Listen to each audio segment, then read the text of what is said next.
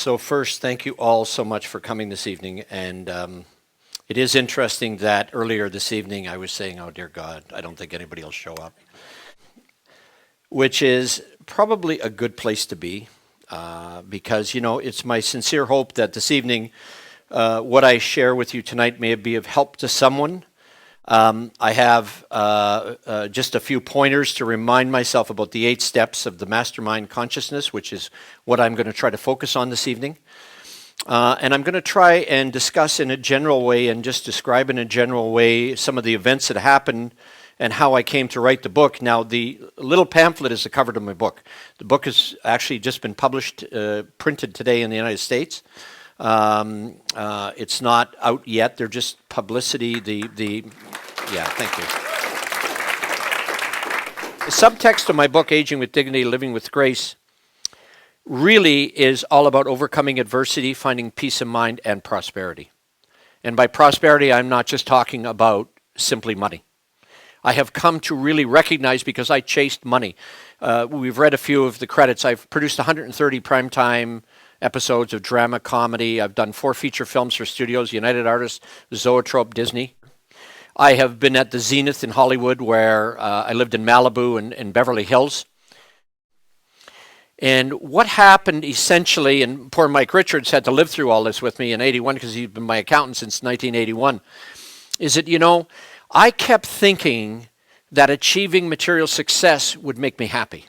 I thought that if I could just get enough money, find the right woman, live in the right home, drive the right car, all of which I did in spades. At one time, I lived in New York, Los Angeles, Toronto, and Vancouver simultaneously. And my thinking was, it's hard to hit a moving target. So, 1986, I lost $5.2 million on a movie I was producing. I did not go bankrupt. I made a commitment to take a look and be rigorously honest with myself. How did that happen to me? You know, how in God's name could I find myself $5.2 million in debt? And it was a terrifying experience for me, a significant amount of money for the financing. We had done 3 movies. We had done a film that was called Nails. I don't know if anyone remember that. We were nominated in 1980 for an Academy Award in that. Then I had done Till Death Do Us Part, an independent feature out of Montreal that garnered a fair amount of publicity. And then we did The Gray Fox, of course. And The Gray Fox really launched us into the stratosphere. And the fact of the matter is, I've said to people, it was like riding the head of a ballistic missile that was unfortunately unguided. And I want to tell you, the trajectory up was rather quick, as was the descent. And what I got to see out of that experience and recognizing my behavior was that I needed to make some big changes in my life. Step number 1. I admit that of myself I am powerless to solve my problems, powerless to improve my life. I need help. I got to tell you that I was raised to believe I am the captain of my fate, because the message I heard as a child and that I learned is I'm never trusting anybody, especially an authority figure. That's why I had perfectionism, and I'll tell you, perfectionism, as was described to me, is the single greatest form of self-abuse. Because in perfectionism, we drive ourselves insane because we have an unrealistic expectation of what we can achieve. And as a result of that, we have no peace in our lives. And we are filled with dread and trepidation and a sense of failure and a sense of incompleteness because we're not able to accept ourselves. We are perfectly imperfect. There's not one of us.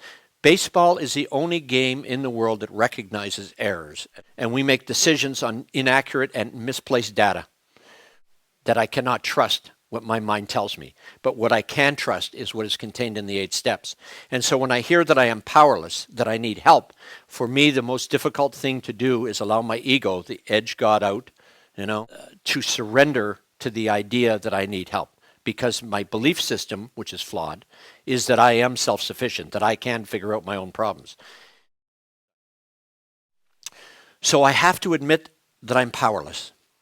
Number 2, I come to believe that a power greater than myself, the mastermind, can change my life. Now, mastermind was actually coined probably in the early 20th century There was a book by Napoleon Hill titled Think and Grow Rich. And it was Napoleon Hill, in fact, that created the concept of the mastermind. When two or more are gathered together, there's a lot more power available. And the thing about this is that when I run on Dave Brady power, big trouble. And I have done this so often that I forget. That's why I need these to be read. Every morning I read these. Every single morning I read these 8 steps to myself. Because by the end of the day, I forget that I'm powerless. And I forget that I believe. And I start to think, which is always dangerous. I think I can fix things. And every single time I reach out and try to fix things, generally I create a train wreck. So I am not very good in this department. In each and every one of us, I've come to see that there is the spark of divinity. And I never dawned on me that it's within. I've heard it countless times, but it never dawned on me that I could find within me this spark that would enable me to overcome all of these problems that I had had. I ask for help, and I do it every day. I get help. I have answers that come to me in ways I could never have imagined, and I see possibilities and situations work themselves out that otherwise would be completely beyond my capacity to work out. Number 3, I am ready to be changed. I realize that erroneous, self-defeating thinking is the cause of my problems, unhappiness, fears, and failures. So one of the problems and challenges for me is, of course, I have always felt I'm not worthy. That if there was a higher power, it's certainly not going to pay attention to me. You know, I felt so damaged and flawed that how if there was some kind of higher power, and given my track record of sin, because, you know, I can remember growing up in the Catholic Church and being a young guy and discovering young women, and I would think, oh dear God, bless me, Father, I've sinned and I can't wait to do it again. And, you know, I could tell another funny story, but I won't. But, you know, it was that part of me that not recognizing my humanness. And so I was raised with this unrealistic expectation about human behavior and what's appropriate and what's not. And so I've come to see today that I am okay as I am. That in spite of the character flaws, in spite of the challenges, in spite of the difficulties, that I am a lovable and, quite frankly, a wonderful human being. I have flaws, I make mistakes, I know I do. And in that knowledge comes the freedom that allows me to just be who I am in spite of those flaws. So I have fear. Fear has been often said, false evidence appearing real. And the thing about fear, of course, is that fear cripples us. And fear, for so many of us, especially as we age, fear that we will not have enough, fear that we may lose what we have, fear that we will not be loved, fear that we will be abandoned, fear that I will not have enough money, fear that I will die a painful, horrible, lonely death. My father did. And yet I have lived my life diametrically opposed to the way he did. And that's highly unlikely. But still, the faulty filter, and I do have a faulty filter up here, because my faulty filter hears what is not said, believes what is not true, and interprets what is not meant. And that faulty filter has plagued me a lot of my life. And so the only way that I can overcome that faulty filter is by ensuring that I pay attention to the 8 steps and to have a prayer life and to have around me. And perhaps here's the most important thing I want to say about the mastermind groups. You have with you fellow travelers that have the same goals, aspirations, and hopes, that have a common bond of wanting to achieve whatever it is that you want to achieve in your life. And for most of us, it is peace of mind. You know, it is the sufficient resources to live our lives comfortably. So the benefits of forgiveness and self-forgiveness, and especially forgiving those around us. Remember, there's a great line. There's a program called Al-Anon for families of alcoholics. And Al-Anon has the line, resentment, I drink poison and wait for you to die. And the problem is that resentment is a slow form of suicide. It's like terminal cancer. It won't go away. And so I have to forgive and release all those out of the past that have ever harmed me. And I have to find a way to love them and forgive them. Don't have to like them, but I can love them and forgive them and detach from them and recognize and wish that they would have all the blessings, all the joy, all the happiness that I could ever hope for in my life. And when I do that, I am relieved again of the bondage to their selves, and I am free to move forward in my own life. Now we get to the fun part. Number 6, I ask. I make known my specific requests, and we do this every Saturday morning. There's a group of us, some of the people are here tonight with me that are in my mastermind group. I make known my specific requests, asking my mastermind support and knowing that the mastermind is fulfilling my needs. So, there's unequivocally, you can see the evidence that when prayer for people who are ill, when they are prayed for, the incidence of healing is exponentially higher. This is proven time and time and time again in numerous studies. They've done so many of these in the UK. That when people are prayed for, they heal much quicker than people who are not. And even if the people don't know they're being prayed for, they're healed. And it's remarkable.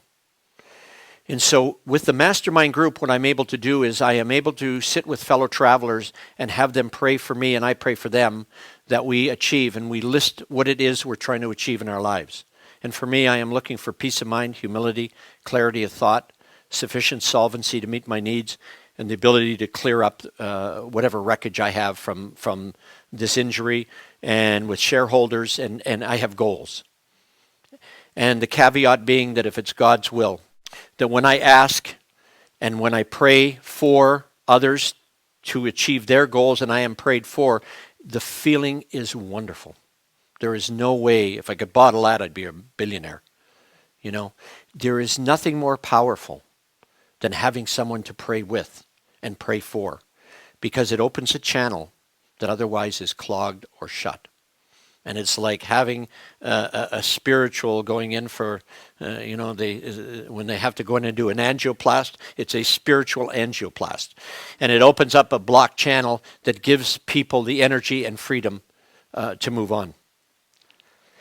The real benefits: fellow travelers, friends, and a real sense of community, and the benefit of added spiritual power, and I call it spiritual air miles. You end up with spiritual air miles.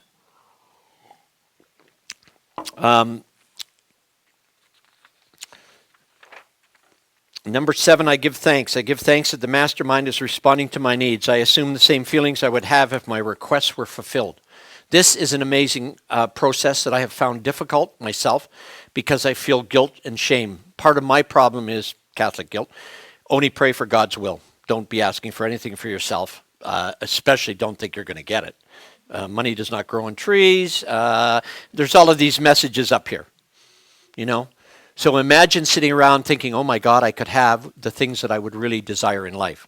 I could be successful. My book could be well received. My television series, my movie, whatever it is that I want to do, I have to fight this internal dialogue in my head that I may or may not be able to do that. But the giving thanks, it also opens up the flow to receive. And the more I give thanks in step 7, I give thanks that the mastermind is responding to my needs, and I assume the same feeling I would have if my requests were fulfilled. It really does give you a sense of purpose and a sense of accomplishment, and it does give you this remarkable capacity to enjoy the feeling of achieving your goal.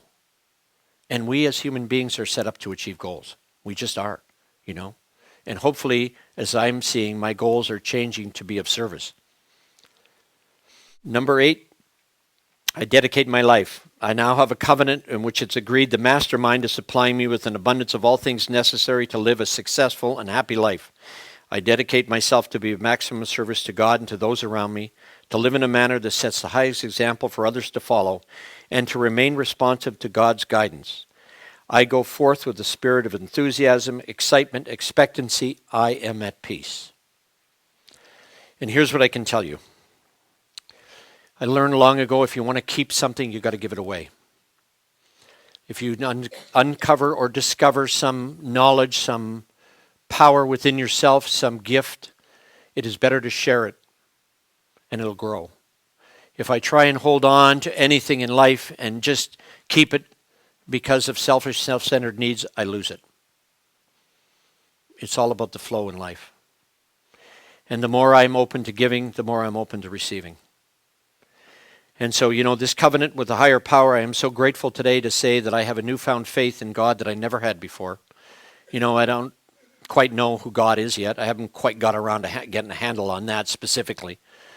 What I can tell you today is that I have more peace than I've ever had in my life, that I've had more prosperity than I've ever had in my life, that I have 4 wonderful children with 4 wonderful grandchildren, that I've had a lifetime of unbelievable, why society considers success, and yet all of it has almost been meaningless to me.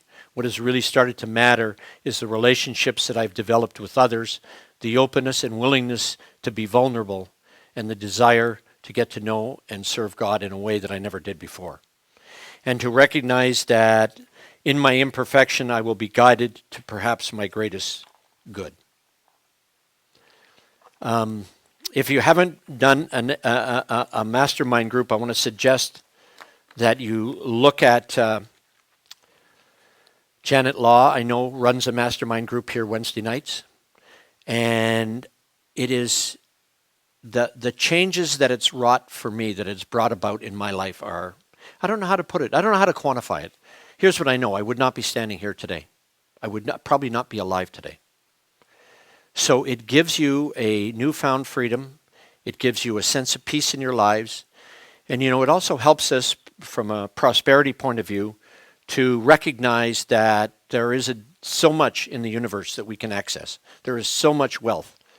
And if you are looking for that kind of financial solvency where you're not worried about your financial future. So that brings me to the end, 1 hour. I'm really grateful for this opportunity. I thank each and every one of you for being here tonight. I hope that something I've said may benefit some of you or any of you. This is not the talk I was thinking I would give, but it's an interesting talk nonetheless. I've enjoyed it.